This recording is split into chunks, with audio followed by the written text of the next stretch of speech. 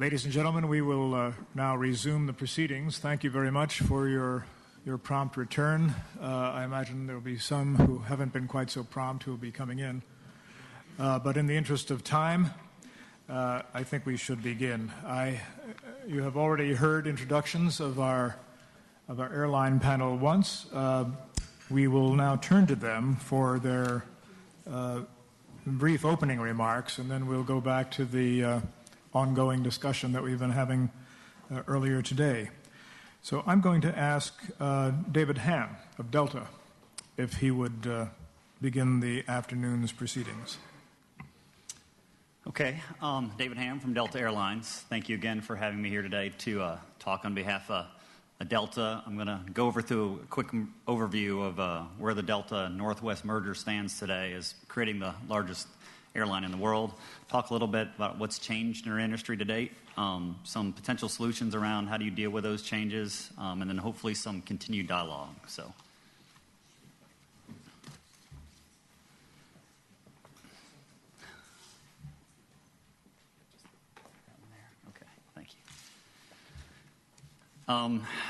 Delta Northwest has created America's premier global airline.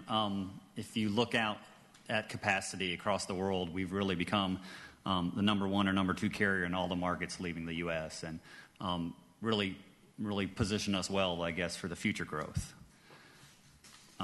Still domestically very strong, huge presence in the East Coast, a little bit on the West, big Asia market with Northwest, but continued growth. I'll get through these pretty quickly.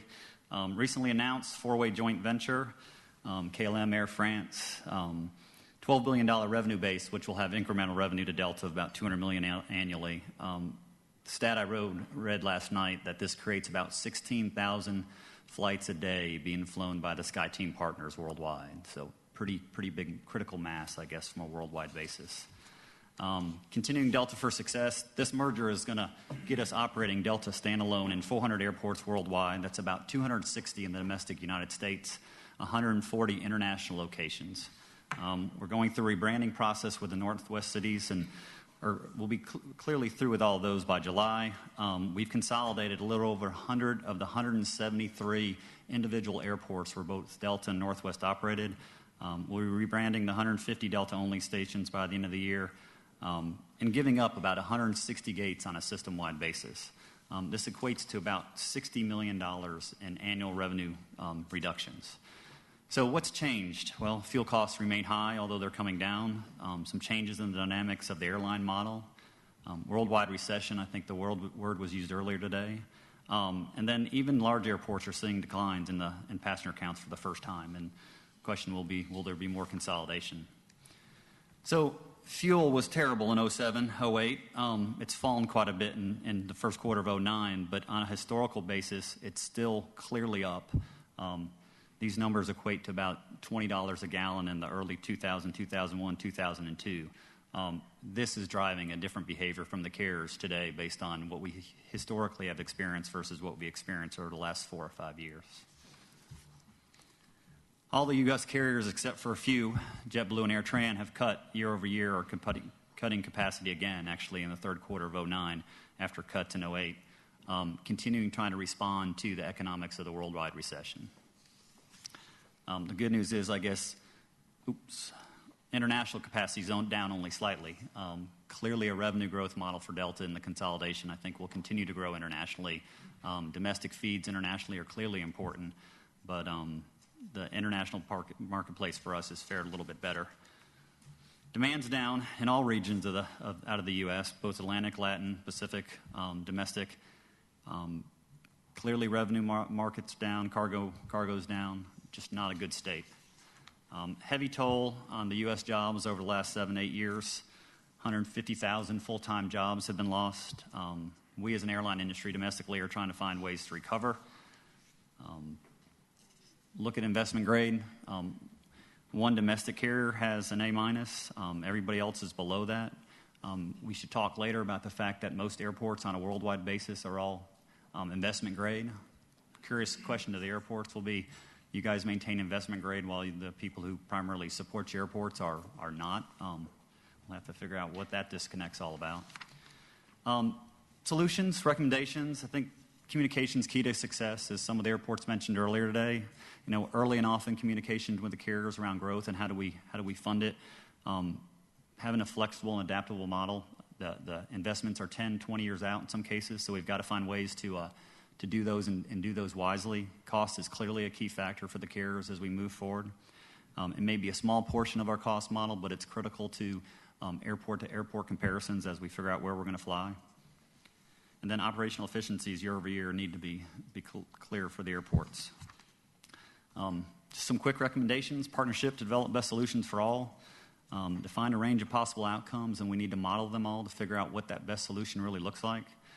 Keep an open mind and understand the new dynamics that are here to stay, because I don't think the economy is recovering anytime soon based on the stats we're seeing. And definitely don't let the enemy of good be perfect. Sometimes we need to move forward on solutions that may not be 100%, but we go with what we know. And then lastly, Kate talked about it, and we've looked at it more than one time. Domestically, clearly those airports over there on the red are airports where our operating model isn't what we'd hope. How do we fix that issue? Not only those cities, but in Chicago, Miami. Departure rates at 65% on time isn't good. In the low 40s and 50 clearly is not something we can live with long term. So I think all of us have to focus on how do we fix those kind of airspace and airfield capacity issues. Thank you. Thank you, David. See, you're having second thoughts about those auctions, huh?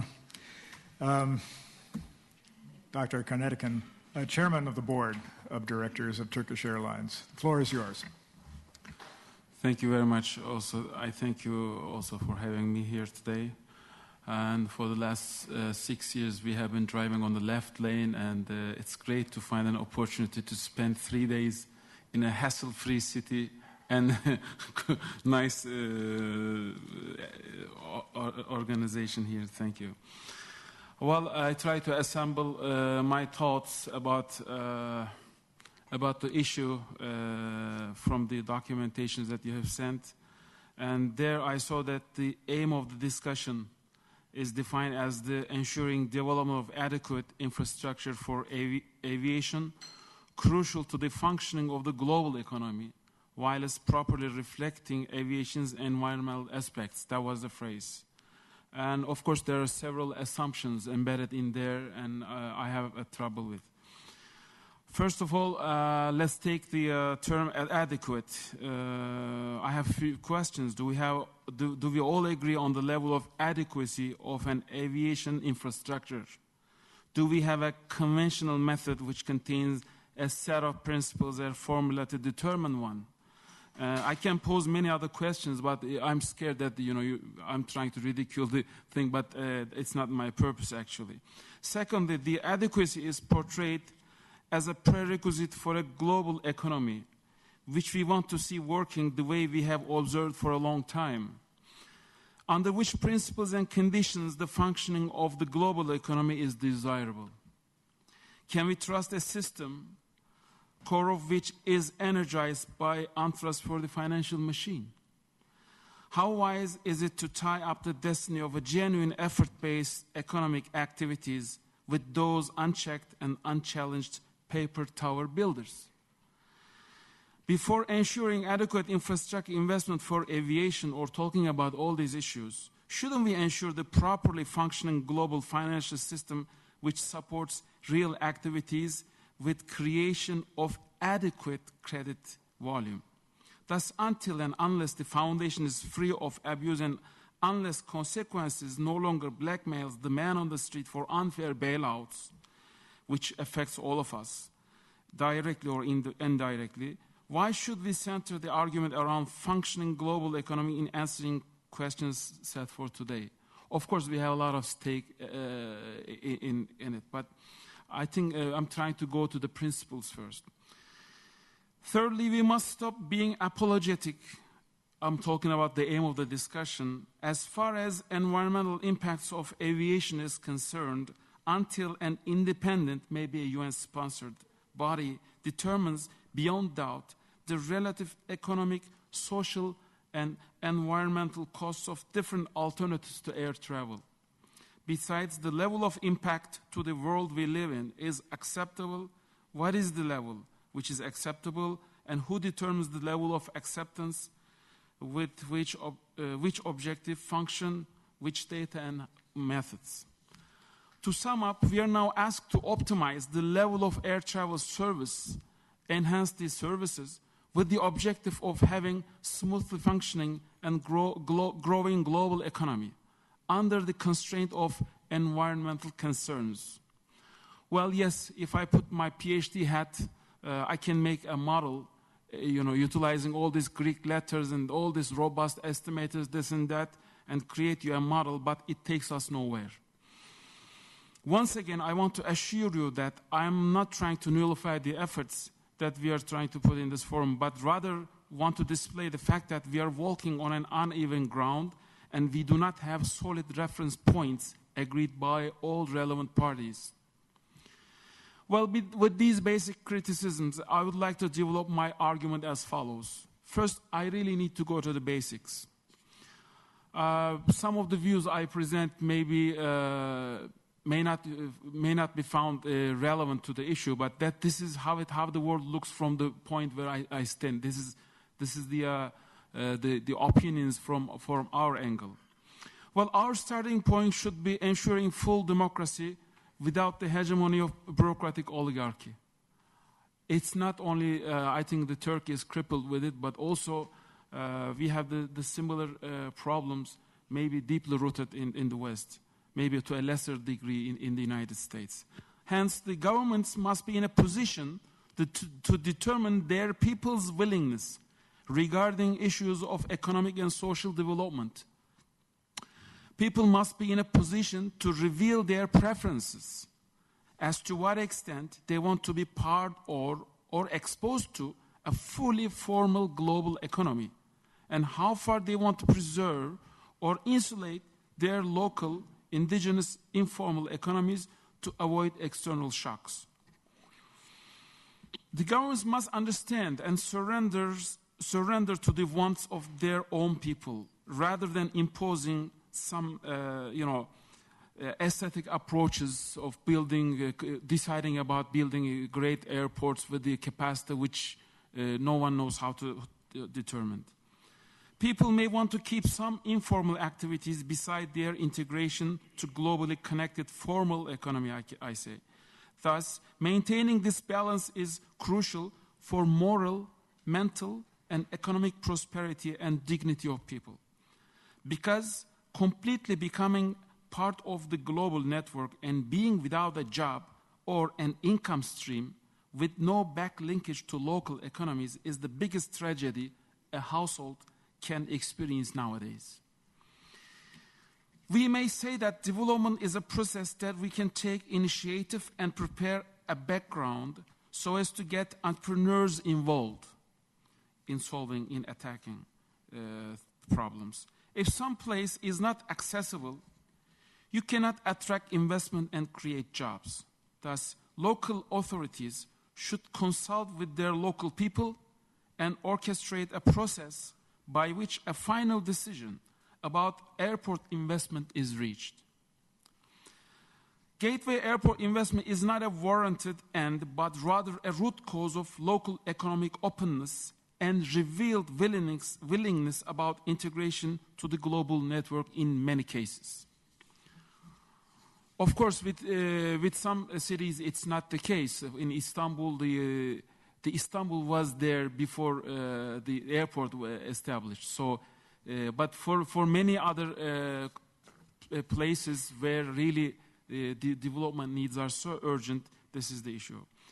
One issue with huge importance is the fact that governments should not perceive airport investment as a direct source of revenue, since it is the source or the generator of income, which in turn actually contributes to the government's budget anyway.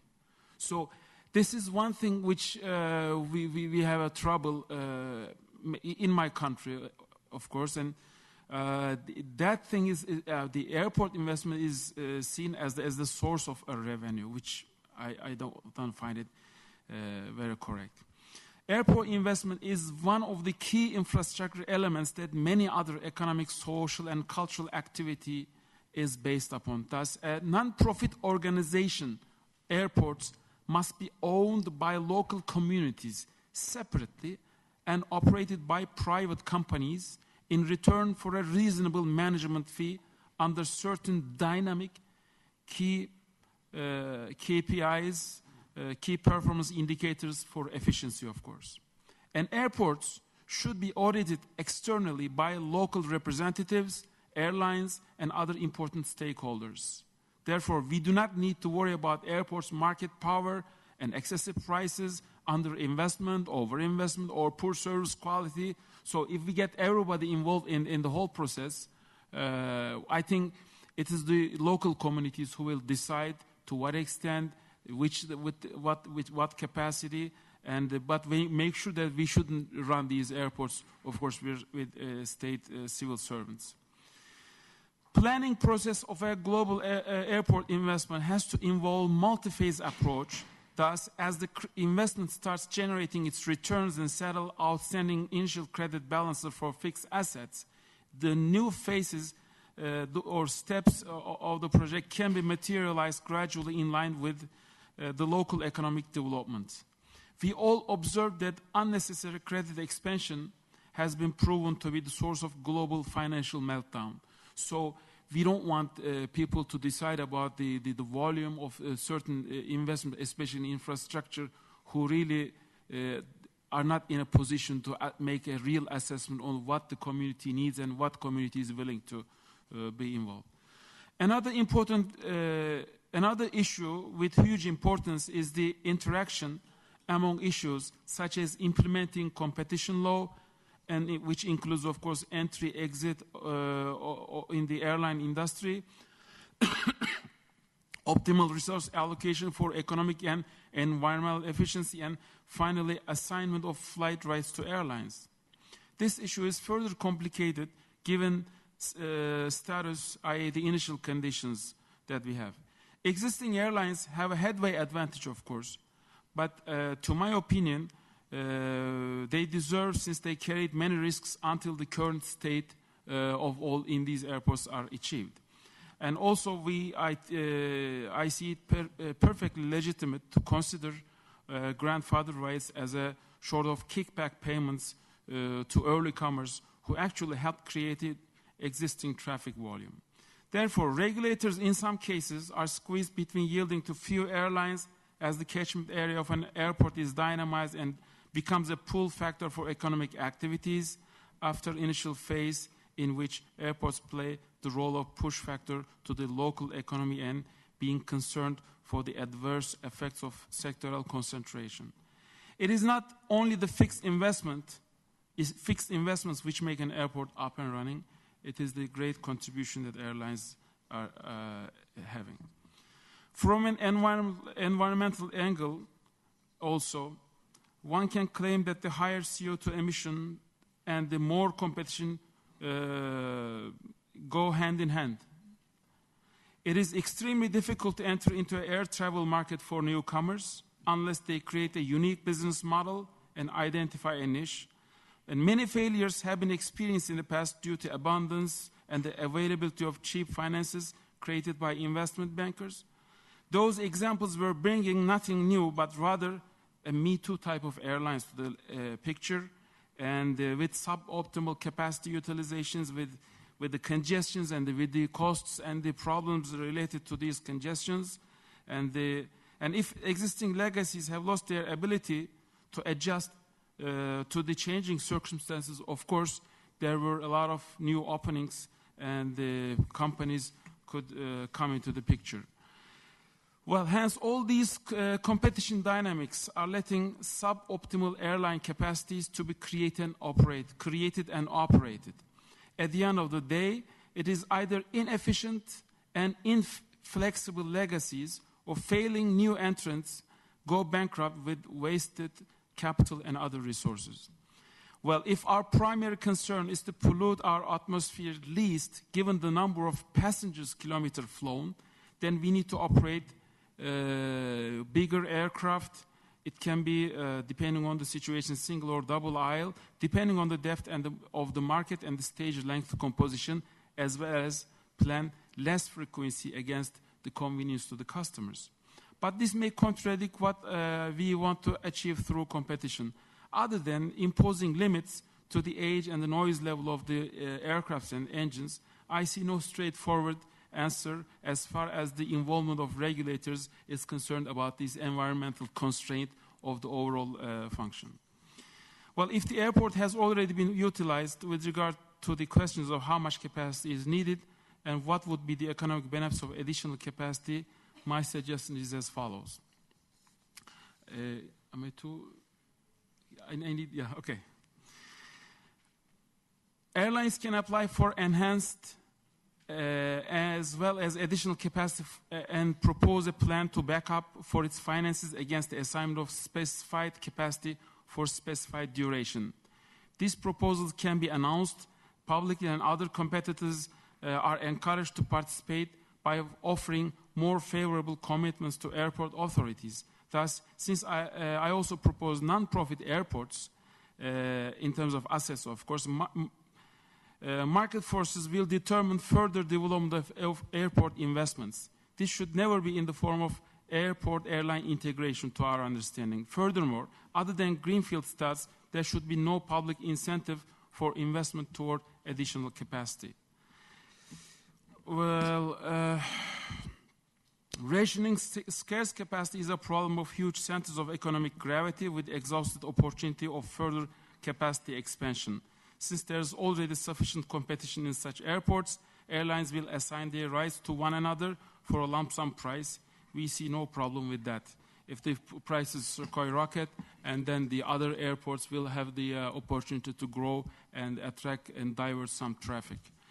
We have to fight poverty and promote prosperity to the extent that is required and demanded by local communities. We must not see natural monopolies such as airports as a direct source of public revenue.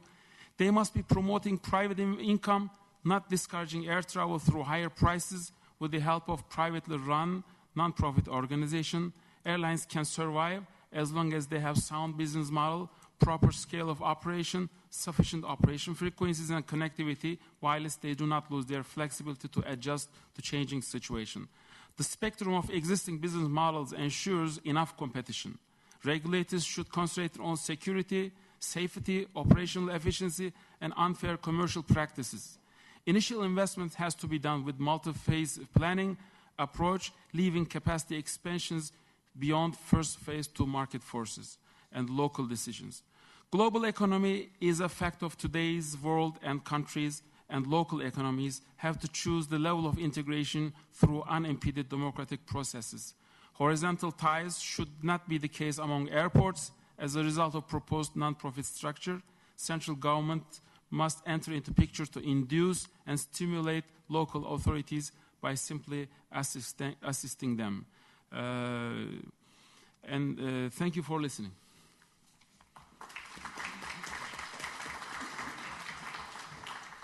Thanks very much. Next is Tim Clark, the president of Emirates Airlines. Thanks, Jeff. Let's turn that on. I have to confess, I didn't come today with a presentation. I came here with a collection of thoughts, and those thoughts have certainly been attuned as a result of what I've been hearing today, and particularly this morning. I'll just take a brief opportunity to, as my friends on this panel have also taken the opportunity to explain where they come from, what they do, and their airlines or their airports. I'll just tell you a little bit about the desert hub that I come from. Emirates, of course, is a relatively new kid on the block. It's in its 24th year now. That's old by many standards, but quite new in terms of the legacy peer group that we find ourselves operating in the same environment. Today we have a fleet of 126 wide-body passenger aircraft. We have 5 A380s. We have another 7 being delivered by March of next year.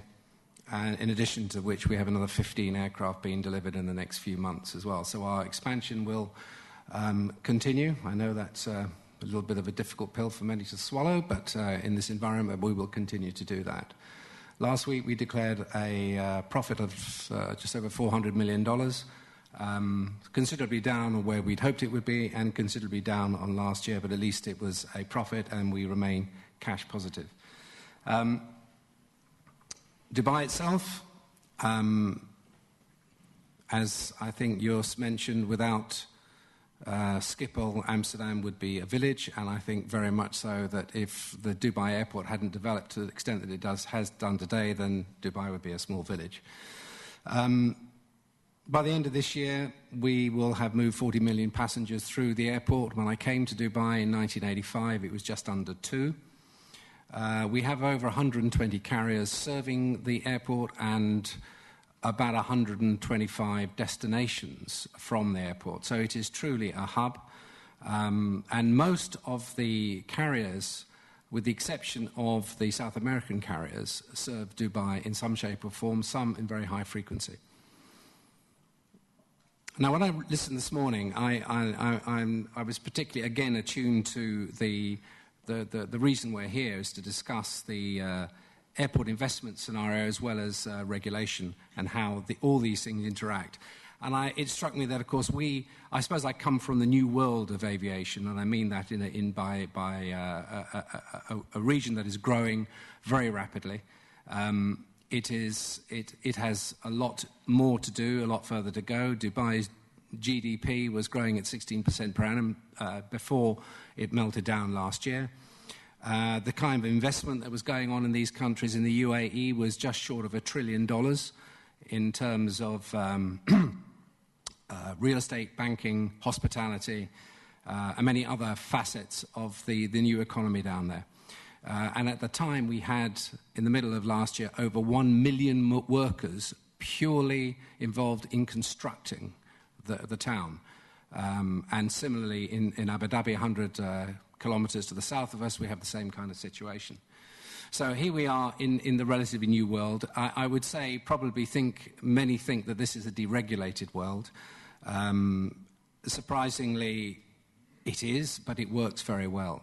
And then I looked back and began to think about the way the regulators have had to go about their business over the last 30, 40 years, and how difficult it is to introduce any kind of regulation, a regime that has to adapt to the changing dynamic. And you've never seen anything like this in our lifetime. When you roll the clock back to the late 70s and the early 80s, when we start seeing the deregulation effects in the US and how that migrated into Europe, we saw a move to far greater global liberalism, whether it be in business, aeropolitics, politics in general, financial services, Big Bang in the city in 1987. And how that then moved through the privatization process, industries going through multiple M&As and IPOs, and the aviation industry going through the same kind of, eventually, it was dragged there, I believe. So many of the nationalized, the state-owned carriers during the course of the 90s morphed into the private concerns that they are by and large today. And how, by the mid-90s, the effect of globalization and the effect of the e-commerce and the way we did our business and the emergence of a truly global village, I use that rather cliched term, but the fact of the matter is that the world suddenly became connected. And the rate of this change, this liberalism, went into an exponential proportion. So much so that we saw the financial community in the post-2001, I think probably a little bit before, start to, I think, probably as a result of this globalization, hijack the global economy and get us into the mess that we're in today. And I think this is one of the things where we can talk about regulation in many other areas. Clearly, there's going to be a need for regulation of the financial services industries and the way that credit is, which is critical, as my colleague mentioned just now, to making the airports and the airlines function again in a meaningful manner. But getting back to the regulators and how they have had to try and adapt the regulatory regimes to the changing dynamic and the way that dynamic has moved into a much greater speed in the last 10 years. And then we see, for instance, the emergence of the EU as a new socio-economic political force on the planet, and how that, within the dimension of change on the planet, has put a new spin on how we go about it. So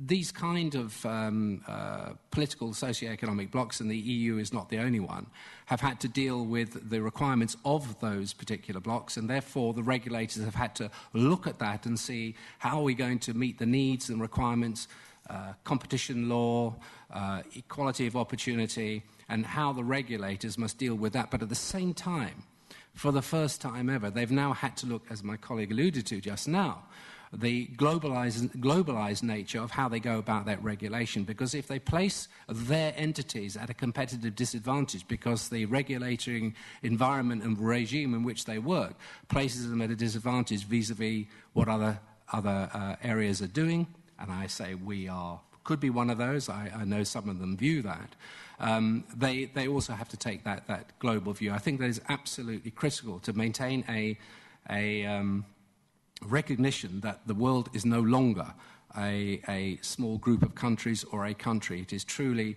an interconnected link, and the regulators must take a very close look at what they do and how they affect the entities in which they are trying to regulate. But I liked Nick Fincham's basic premise of regulation, which was to protect the consumer interest against monopoly power, against market abuses, etc., etc. And that's not just for regulating airports, or it's the same for any business. And I know the EU, with its competition law, seeks to do that as well. So getting back onto the last point, I'll get onto desert hubs in a minute. The question of what we as an airline community clearly would expect from the airports in which we fly and propose to fly. And, again, it's very difficult. They must make their peace with the regulators. They must make their peace with their investors. They must make their peace with the stakeholders. At the end of the day, the airline is looking for a price that is commensurate with the product that they require. And unfortunately for the airport community, that product varies by categorization of type of service. So on the one end, you've got the low cost that they're trying to deal with. At the other end, you've got the Lufthansas, the KLM, Air France's, the Emirates, the British Airways, the other. And trying to balance that and trying to come up with a meaningful cost structure. And particularly as in the last 10 years, the low-cost carrier growth has been the largest single phenomenon in aviation production growth, not just in Europe and America, but across the planet. And so, the airport entities have got to try and deal with this. But in the end, providing you interact with the airlines, such as ourselves, and you provide what we want, and you tailor-make as best you can to what we want at a price that we can afford, then we're kind of neutral as to how you get regulated. Because in the end, if you overcharge us, we'll leave, or we'll dilute what we're doing. And if that relationship works, it's a win-win situation for all the parties concerned. It isn't just a question of the airport operator and the airlines. There are multiple stakeholders in this equation, and they've all got an axe to grind, and it's all very important that it works. Hubs have grown as a result of this liberalisation. Hubs have grown because we've got liberalisation era politics. Hubs have grown because we have a movement of antitrust immunity for many of the alliance players now, on both sides of the Atlantic. I have to say I'm not quite sure how long that's going to last. So they are able to work with the airport hubs themselves and get more of what they want to ensure that their product is aligned with I suppose, their end game. For Emirates, of course, we are non-aligned. Our growth strategy is organic. It is not through M&A, and it is definitely not an alliance affiliated carrier. We will make our own way, and we will do as much as we can to make sure that the airport operators are with us to give us what we want. Generally, where we go to the airports that we serve on the planet today, we're a very high frequency operation. We never go with 2 or 3 unless we can help it. with the 58 380s coming, we will tend to be looking at high frequency of operation into those key hubs, irrespective of whether they are alliance-dominated or not. So we would expect the airport operators to step up and deal with us on an equal footing, because it's a value proposition that I think they value, and we add value to what they do, and they add value to what we do. It's quite a simple relationship. So with that, I will just say desert hubs, as I just close on that. Don't forget artificial. Sorry, artificial desert hubs, yes. Well, I hope in the first part of my presentation, I tried to explain when you have $1 trillion going into a very small country, with a population base which I admit is small, but in terms of the growth in the financial services, hospitality, and all the other areas that attract, for instance, in 2008 we had 6 million visitors into Dubai, 6 million tourists. To give you some way of comparison, Australia had 5.5, India had 3. Okay, so we have a large number of people visiting and coming. So the fact that Emirates has grown as rapidly as it's done is not based purely on I guess a lot of people would consider us the pirates of the high seas. We're not. We over 50% of what we do comes from the United Arab Emirates, and in particular in Dubai. And that is with the kind of number of aircraft that we have served to the points that we are going. So it underpins a lot of what we do. And like so many carriers today, although we made a profit, we have difficulties because the Dubai economy has gone into a, let's say, a slowing, a correction phase, which has caused the demand for air services to come off. And yes, we're having to look elsewhere, as everybody else is. But we are a hub that has done two things. One is recognize the needs of what Dubai and the United Arab Emirates want for their economy and their citizens. And also it's taken time to redefine the traditional traffic patterns that were so dominant, so dominated by the European American carriers post-World War II. And if, for instance, if anybody wanted to go from Ghana in West Africa to Beijing, he went over European points.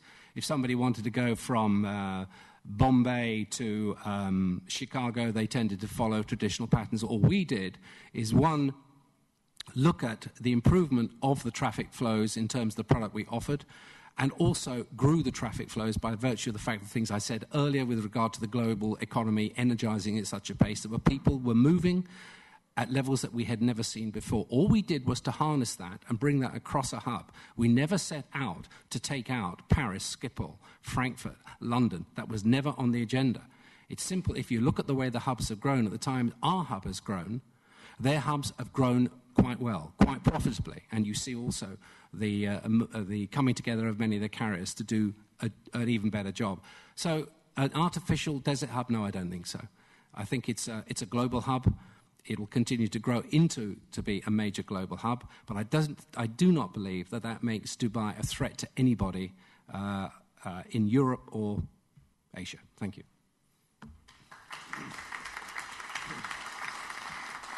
Thank you, Tim. Last again, but not least, Karl Rudolf, Rupprecht, Deutsche Lufthansa, please.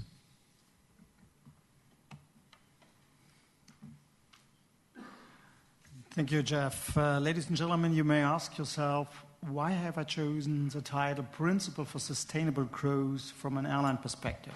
Isn't that in the contradiction to the topic Challenges and Opportunity in the Downturn?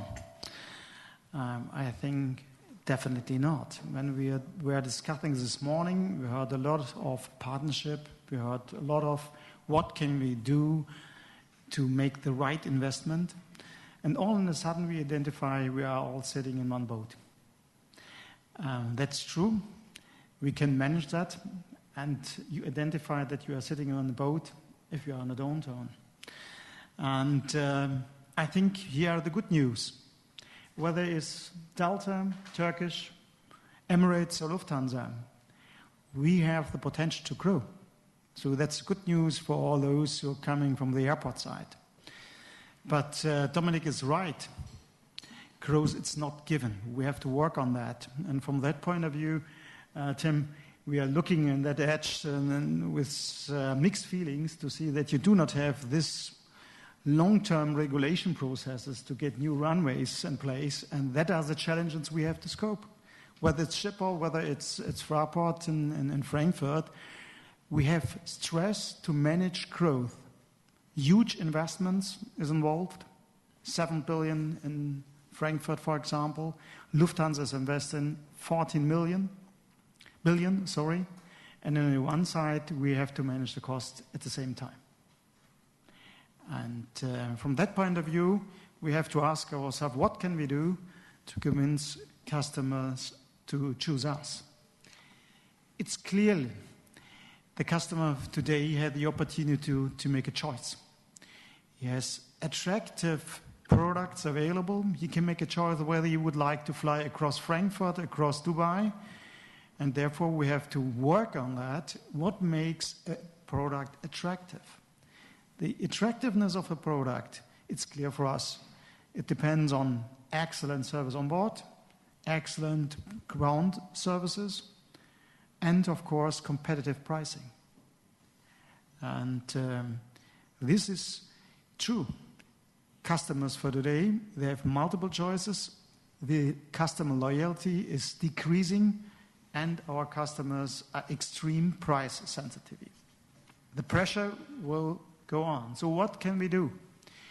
We heard a lot about value chain, and to be honest, we have to look whether we cooperate in a manner that we take the benefit out of the value chain at the right places. Mr. Niemeyer already this morning asked ourselves whether we have a misbalance in sharing the benefit out of the value chain. Clearly is if we do not manage it properly, the customer will walk away. The customer will choose a different product, and therefore airline, airport, and air traffic control are asked to work on that because the pressure in our industry is increasing. First of all, it's upon everyone in this element to work on the value chain. It's a prerequisite. Second is streamlining interfaces to develop a competitive edge that meets customer expectations.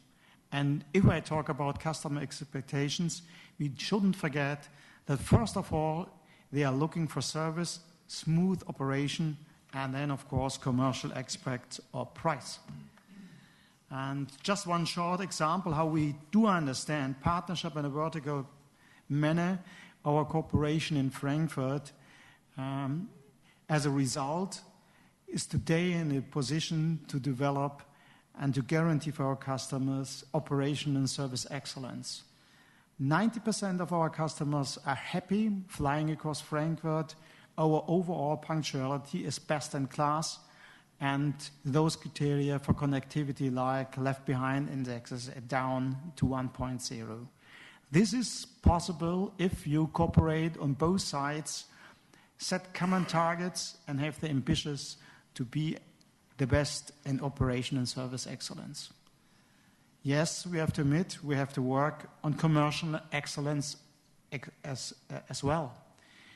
But never forget, operational excellence helps to reduce cost on the airport side, to reduce cost for the airline. Delay costs are going down significantly, and the usage from slots, etc., is better than before. If we are looking in our industry,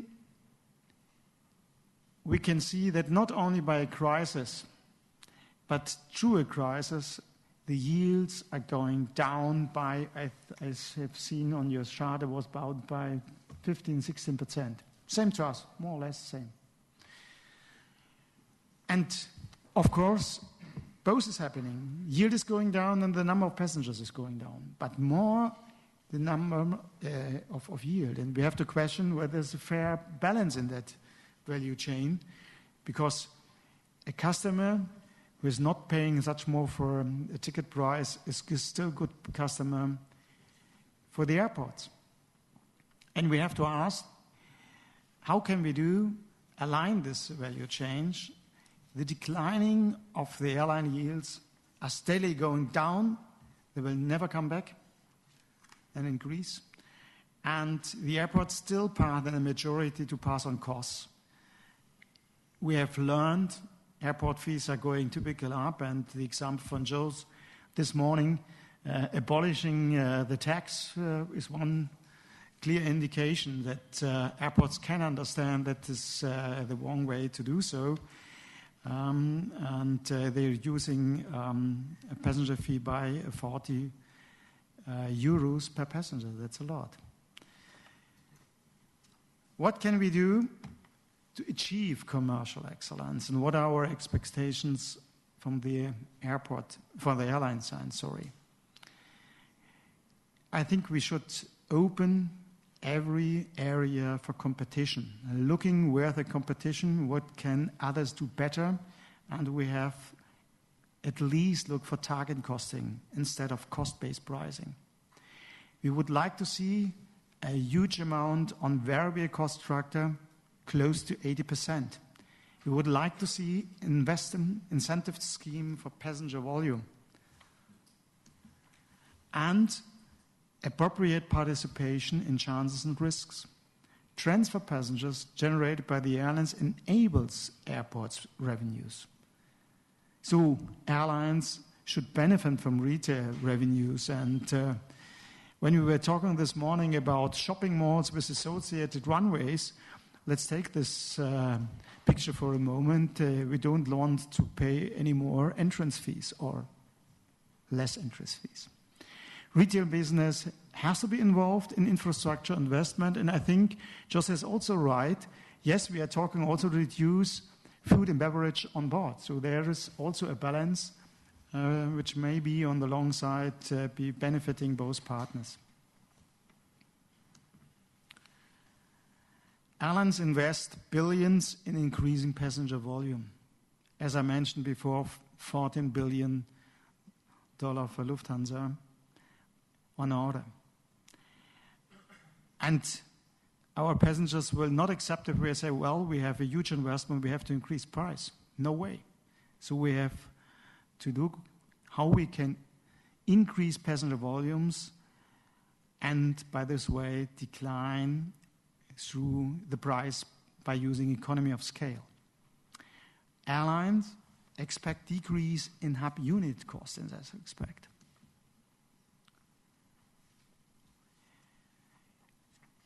Let's have a look at regulatory framework. I think the topics were already mentioned, and I just want to make sure that we're looking at some issues. Restricted operating hours, that's a typical issue which we have in high-density areas to scope in Europe, in Amsterdam, Frankfurt. We have huge investments, and we have to make sure that we have competitive operating hours. No ban of night flights. Taxation of fuel, we have to keep in mind that airlines pay already for the traffic infrastructure. Emission trading has to be fair, and flight control, it may be wrong on the left side with single sky. We are looking for a single sky, and I can tell you for a typical route in Europe, we save about 10 minutes flight time. 10 minutes flight time. So you can imagine by yourself how much money is involved on that. But it takes, unfortunately, much too long to achieve that. If new regulations coming along, they should improve efficiency, quality, and competition. And therefore, we would encourage discourse about common goals to create a framework that meets the needs of all stakeholders. Once again, to summarize, we expect from the airports decrease in airport charges, provide modern infrastructure financed by all stakeholders, and invest into infrastructure using aviation and non-aviation revenues. The single tier approach is appreciated, and we are looking forward that regulation implementation of single sky will not take 10 years, maybe less than that. Thank you very much.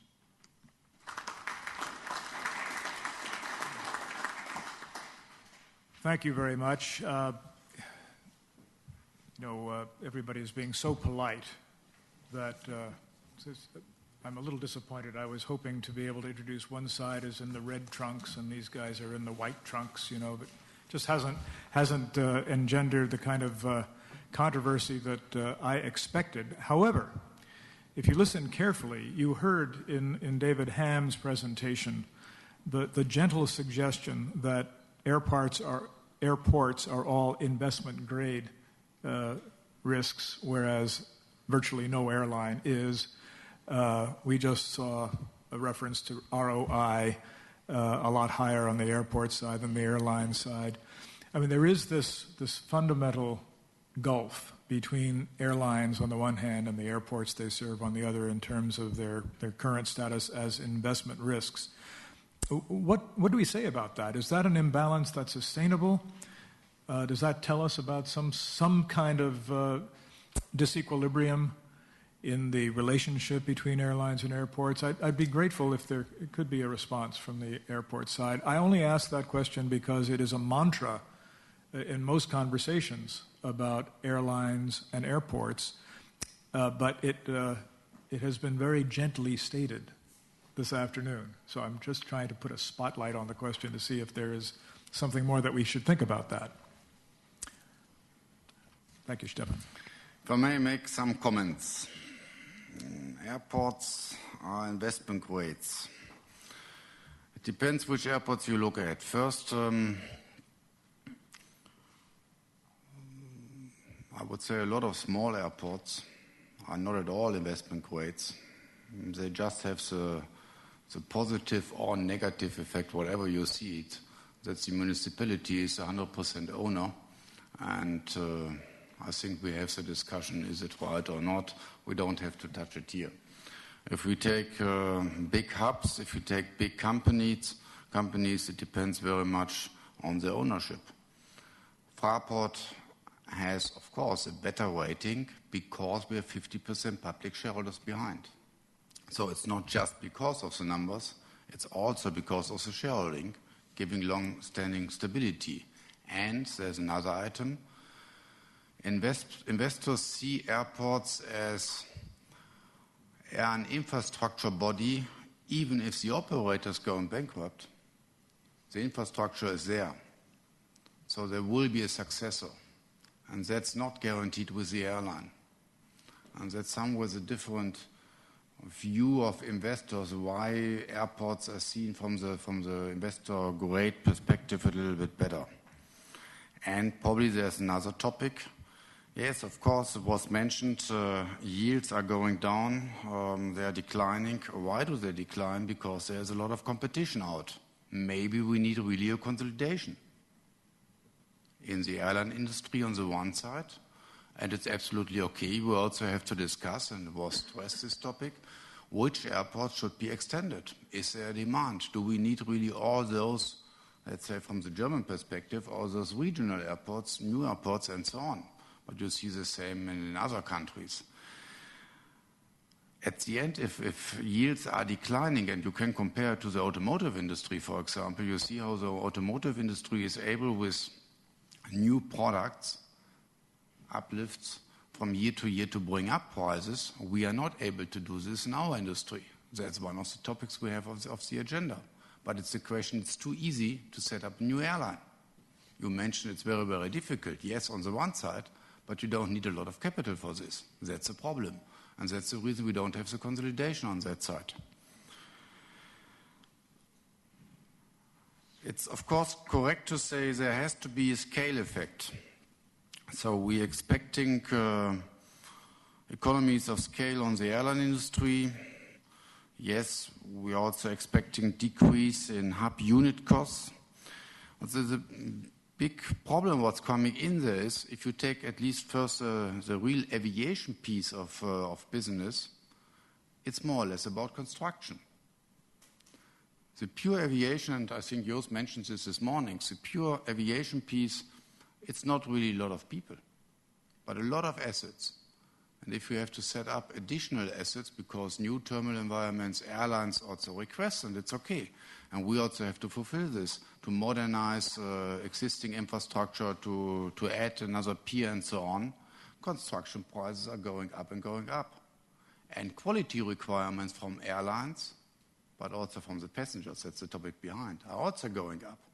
So if you compare what we set up as a peers 20, 30 years ago with the level we have to set up now, the prices are at least double, if not on the third time of that, what we invested that time. So that's very, very difficult to decrease the hub unit cost. You can achieve this if you grow into new capacity, then it's right.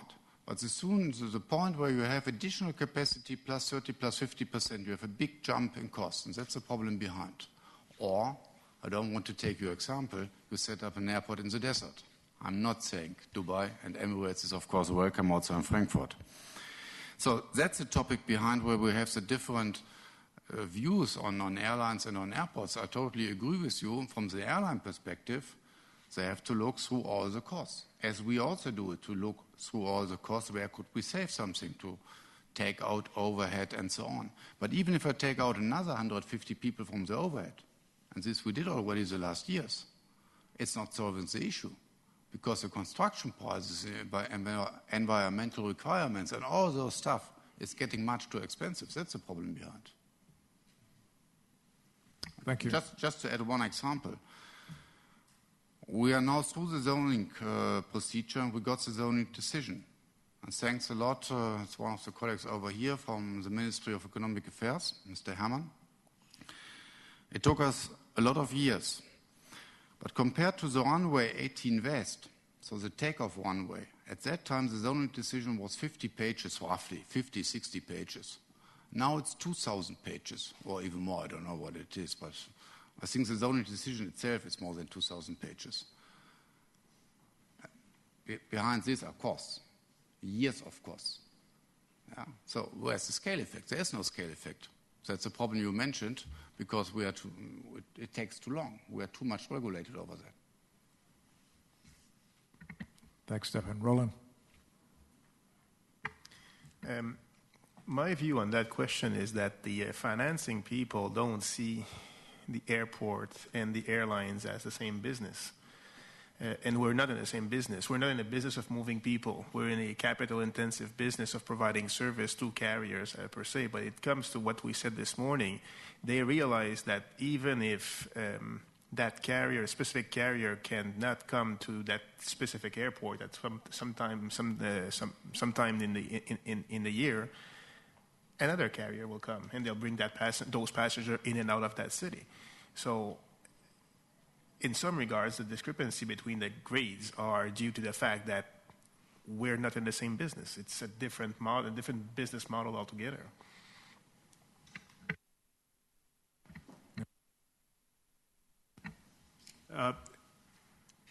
I wondered, I have to say that looking at the Delta presentation, I was gratified to see the importance of open skies to Delta's current level of success.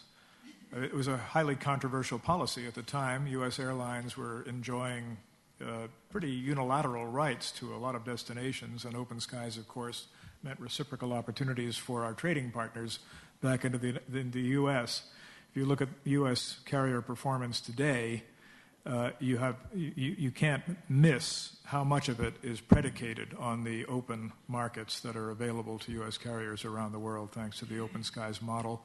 And it's a nice thing to see.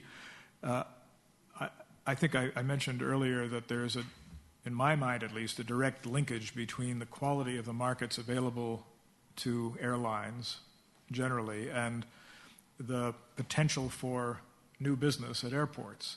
It's only when the markets are open that you have contestability of markets, that you have the possibility of bringing new airlines in, the possibility of substitution, and so forth. I continue to wonder why the world is taking so long to go all the way, not just talking about market access, but even cross-border capital investments. In fact, and here comes my question, actually in the U.S. at the moment, it looks as though we're stepping back a few yards from where we have been. By that I mean that there's legislation that has just passed the House of Representatives which would terminate the antitrust immunity that's currently available to U.S. carrier alliances 3 years from whatever date the bill is enacted. Not that it is permanently terminated, it means it has to be renewed affirmatively, a new application, a new affirmative presentation justified from the ground up all over again, pursuant to criteria which have not yet been developed, but that would be pursuant to a study that was also mandated by the legislation. Have airports been watching these developments, and have airlines been watching these developments, and does anybody have a view of what the world would look like if all of a sudden alliances disappeared? Tim, you said you aren't betting on the longevity of alliances, or words to that effect. What do you think happens? And in the same vein, suppose, on the flip side, suppose we did liberalize to the extent where it were possible for Emirates to set up a genuine hub, a seventh freedom genuine hub anywhere in the world.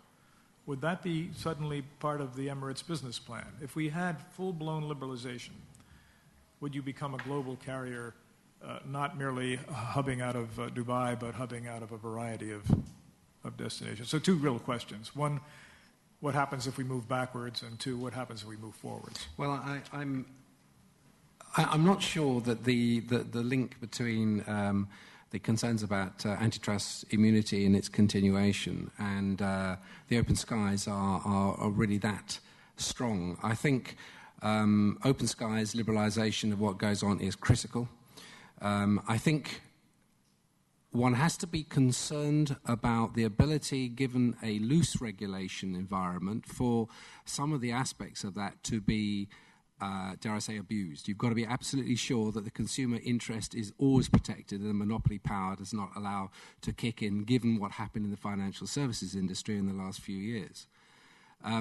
So on the one hand, it is up. You would have to have some kind of global regulator to ensure that if alliances were formed to the extent that they may be contemplated, I'll get on to if they weren't there in a minute, then that would serve the interests of the global citizen, and that they were being offered something that was adding value to whatever they are aspiring to do and was not making life difficult for them or making life restrictive for them. I think the concern is in America, and I think it is coming in the EU, that as these alliances become stronger and more dominant, there is a concern about whether they are doing that job. So, as I said, I'm not sure that's going to last. Not in the sense that alliances won't, or these kind of entities will not be there in the future. I'm just saying that I think there will be a move to examine exactly how and what they do and how they operate to ensure that the consumer is not compromised in any other way. In answer to the question with regard to a true globalized, liberal aeropolitical regime, I'm sure that Emirates would not be alone. I'm sure that my friends in Lufthansa would do exactly the same. One looks at, for instance, the way they are establishing a hub in Malpensa, how British Airways, and it slightly answers your question this morning as to the horizontal agreements, the opportunities that it gives the carriers within the EU to move through other hubs and exploit whatever opportunities there are there. That kind of thing I could see happening. I'm afraid I don't think it will happen to the extent that you're talking about, because I'm not sure the planet is ready for that. There are too many entrenched interests and all sorts of very good reasons why perhaps we should not move at the pace that we would like in Emirates, because where we would enjoy it. But I do think that in answer to the last question then is what is the planet looking like if we didn't have alliances? Well, I'm not sure. I think it would be a very much a different place. I think it would be a question of the survival of the fittest. There would be fewer carriers around. It would be a consolidated business, not by reason of merger or acquisition, but just fewer people, fewer entities flying and hopefully doing the right job. But I think the future, as I see it, is that the alliance groupings are here to stay. And in Europe, of course, we see a move towards the three power blocks. If the Iberia-BA merger goes ahead, we see the Sky team growing in strength. And, of course, we see the Star Alliance, which has already stated that it wishes to increase its global presence by up to 50 carriers. And I think this is where the desert hub thing came from. So you don't see any retreat from from that. But as long as they do a job, and for non-alliance players such as ourselves, we will make our way. We will make our way in our own manner, in our own time, under our own agenda. But we would hope that where there are a concentration of economic power in the hands of a few, that the regulators would step in, make sure that there is a best we could say, a level playing field. So I'm not saying we shouldn't have them, providing they can be demonstrate that they are in the consumer interest. They're not compromising the value proposition of a passenger who wishes to travel anywhere between two city pairs on the planet. Thanks for that. I would only comment on the early point that you say you don't see a very close linkage between the longevity of alliances on the one hand and open skies on the other. I disagree. I think that the linkage is that looking at recent history, take the U.S.-Germany relationship, there would not have been an open skies agreement with Germany if Lufthansa had not been relatively assured of having an immunized alliance with United Airlines. That was what they were looking for, was feed in the United States, assured, dedicated, efficient feed and cooperation with a major U.S. airline. If the alliance goes away, if the immunity goes away, what Germany got in the Open Skies Agreement... But then it's not open skies, Jeff. It's not open skies. You're compromising what open skies are by making it conditional upon agreements being set up to protect the players who are entering that environment. That's not an open skies environment. Well, I take your point. And that was the bargain. That was how we broke the old mold. Yeah. Now, of course, we don't have an open skies agreement with Germany. We have one with Europe.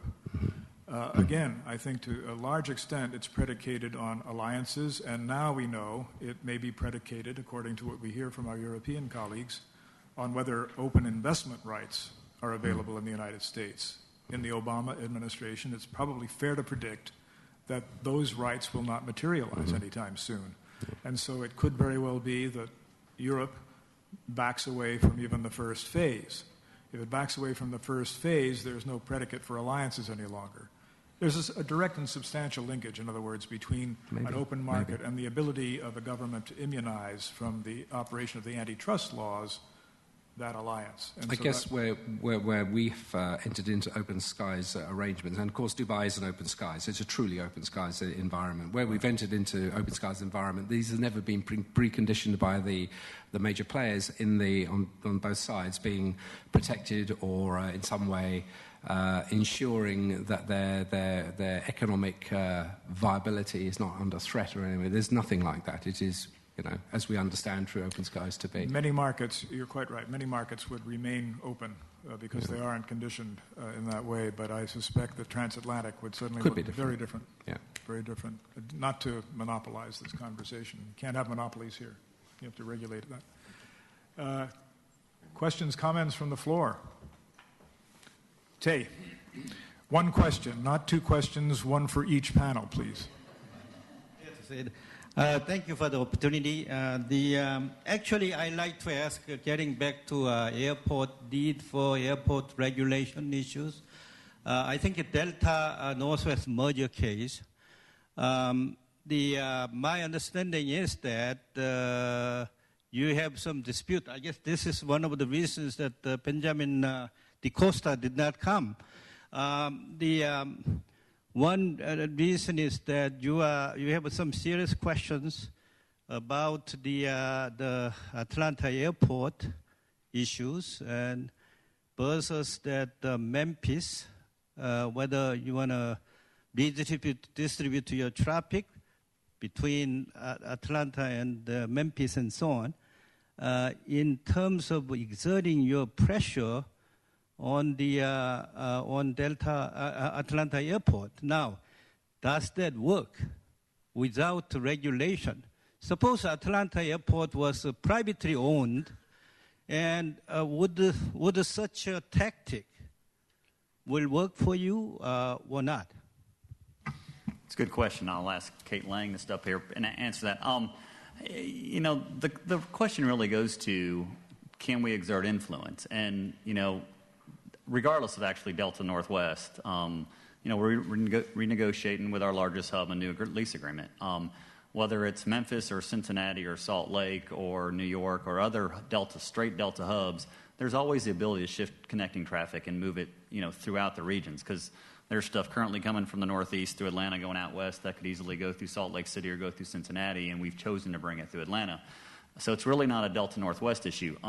Would it be the same in a private marketplace? I might defer to the airport, the folks, to find out if that influence would actually wield some weight. I think in the case of Atlanta, being constrained, it hasn't meant a lot to Ben per se, and I'm not sure why he's not here, but I think for the local community, there's risk of moving service, because I was talking to some folks earlier today, about 80% of the international traffic leaving Atlanta is connect traffic. So without that connect traffic, if it went over Memphis or some other major hub, you lose the feeder service that allows Atlanta to have the surface it does. Its O&D traffic doesn't support nearly the amount of traffic we bring internationally or domestically without that connect feed. So arguably the local community has the most to risk, really, if we move traffic, not Ben. I mean, it's a closed loop. His costs will be met.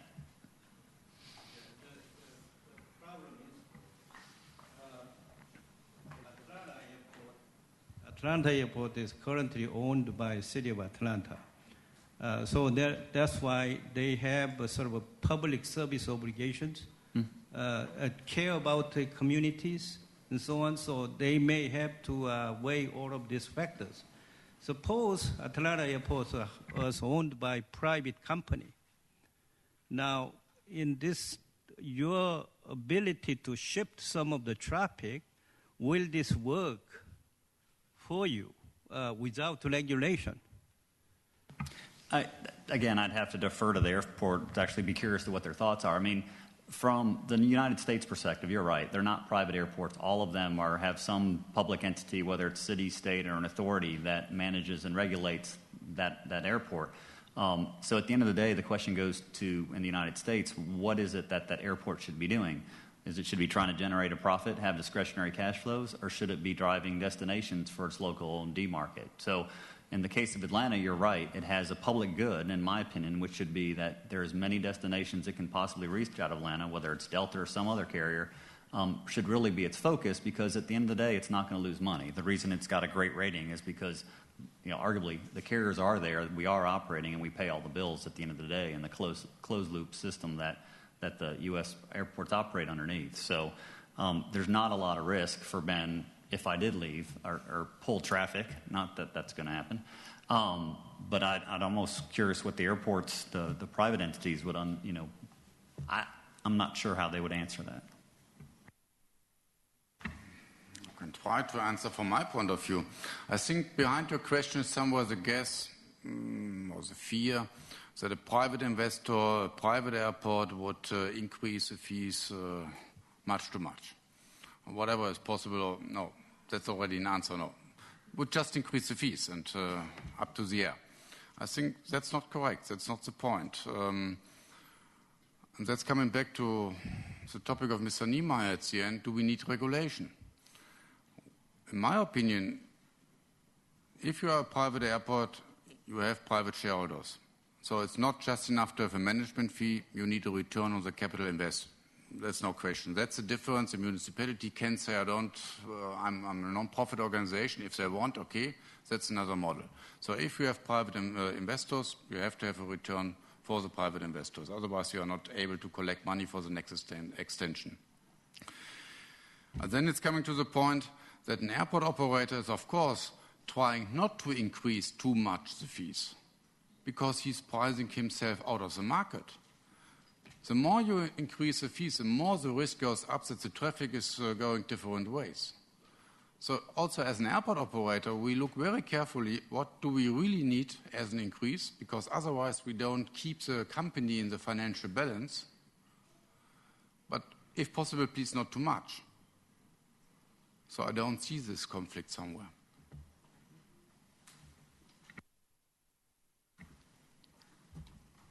My name is Jaime Deli from Lima. I might try to answer that question too. We run the airport in Lima. It's private. And what the private operator brings is efficiencies. We increase in Lima 26% from when it was public to when it became private. So I don't think it's just increase of the tariff, but it's also efficiency of the operations that we bring, and that's where we can get also the return to the investors. Yes, please. Hello, Hélène Mizrahi, BNP Paribas. This is a question for the airport operator. The slots are supposed to be used in an efficient manner, and they are being operated according to the 80-20 rule. Now, this rule is addressing a frequency issue, not an issue in terms of traffic passengers. I'm not sure that from the airport operator perspective, the 80-20 rule is actually ensuring an efficient use of the slots. And I'm asking if this has been brought already by the airport operators to the EC or potentially in the US, to the US Department of Transport. Thank you. I'll answer for the U.S. I mean, no question that a use or lose rule is efficient in times of congestion, is very inefficient, obviously, in a downturn. And the United States government, therefore, has suspended that rule when demand has fallen off. Europe has done the same thing, as far as I'm aware, in order to provide relief so that we aren't simply flying empty airplanes around simply to hold on to a scarce slot. But I'd be interested in hearing from people who actually know what they're talking about. This is absolutely correct. It's suspended for one period. We have to see how it goes ahead then. And to be quite honest, yes, between airlines and airports we have different opinions on this. Airlines are on the opinion that the slots should belong to them. Airports are on the opinion it should belong to airports. Both have probably good rights or good arguments for this. And due to the point that we cannot agree, it was not a political issue at the moment. The question is whether it comes up another time on the political agenda, because we had already today the topic. If you really want to allocate traffic in a very efficient manner, you need somewhere a slot auction, which way ever you organize this. And then you have to clarify beforehand to whom the slots belong. Maybe to the public, I don't know. Maybe for environmental topics. A lot of ideas on the table, no question.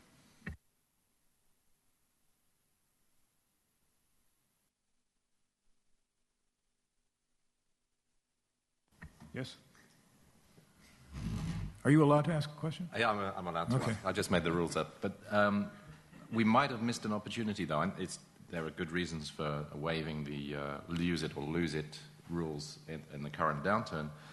But we heard earlier this morning that it is very difficult to take the value of slots away from airlines, especially in congested times when the value's gone up. Wouldn't it have been the only moment that we had to take away those slots, or some of them, for re-auctioning?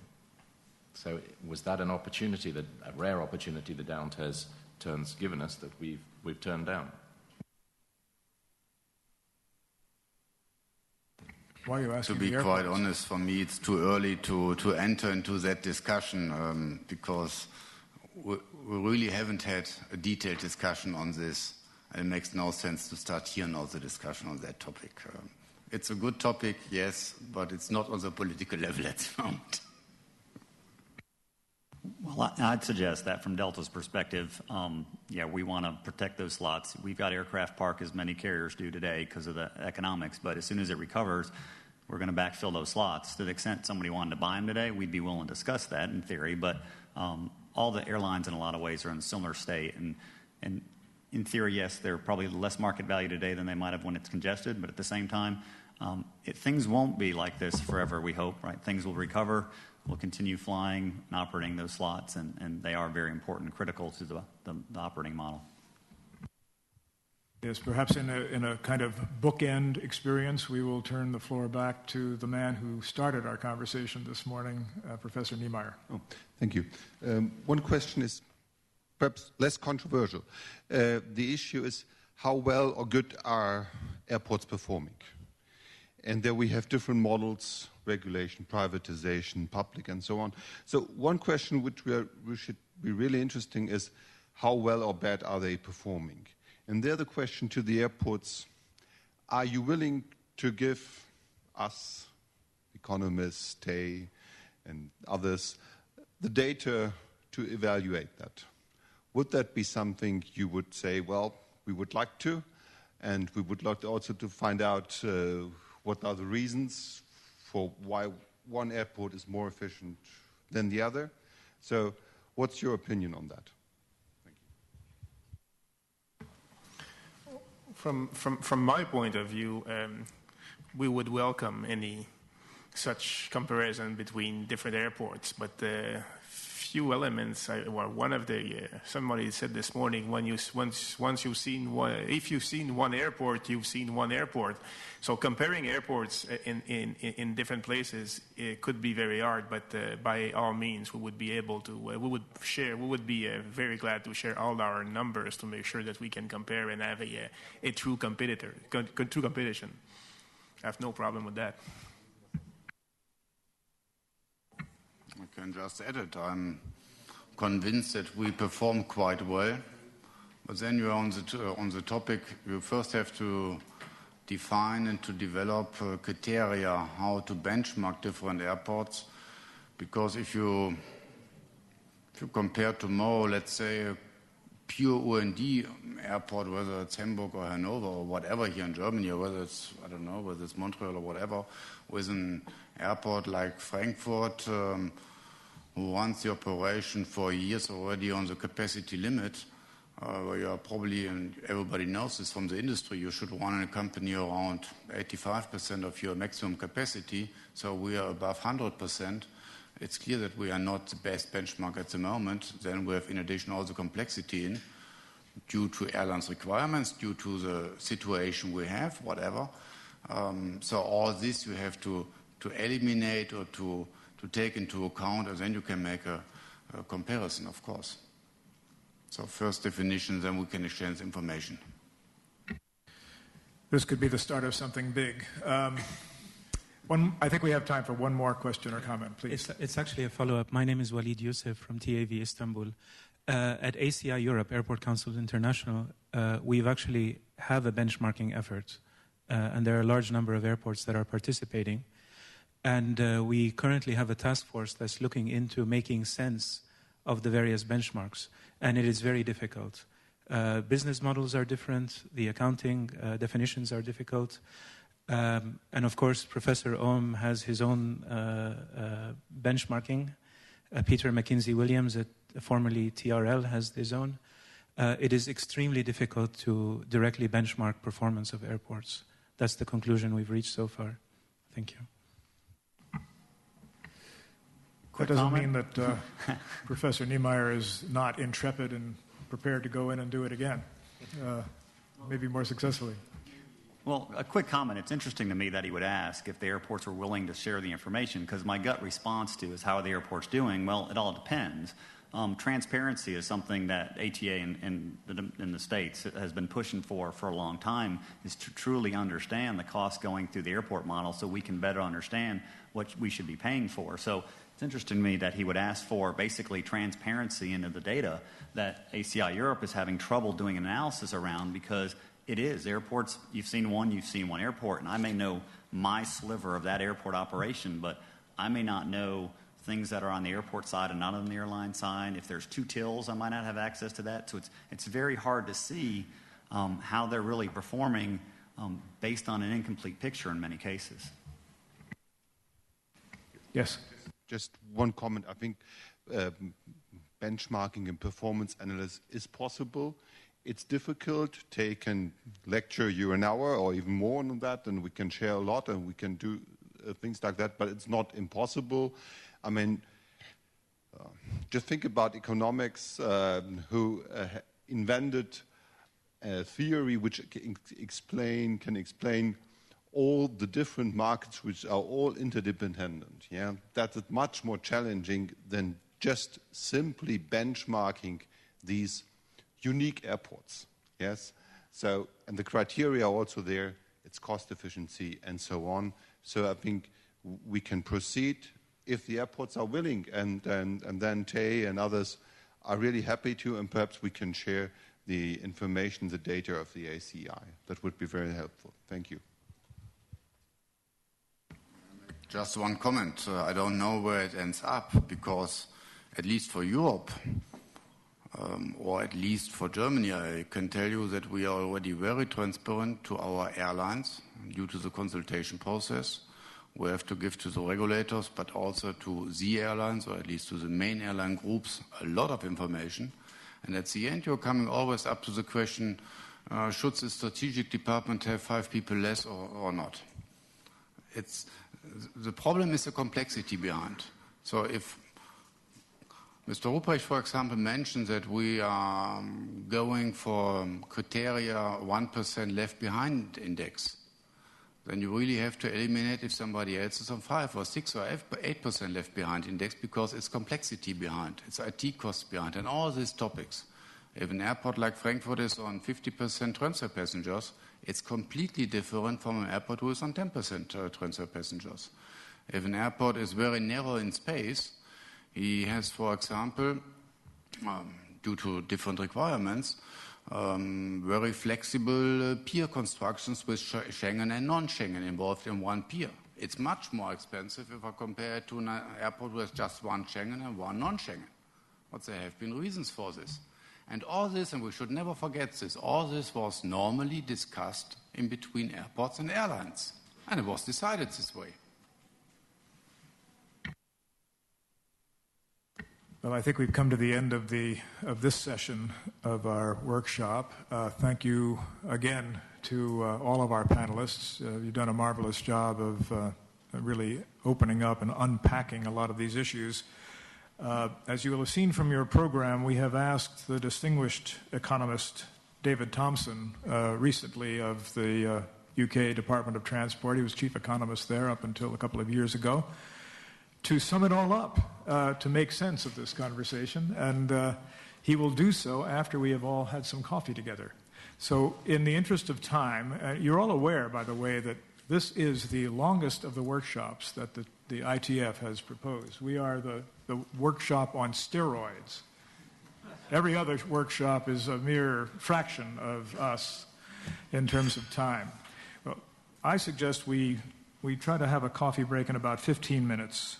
And then we'll be back and listen to David Thompson's conclusions and see whether we agree or disagree, and we can start it all over again tomorrow morning. The last part was a joke.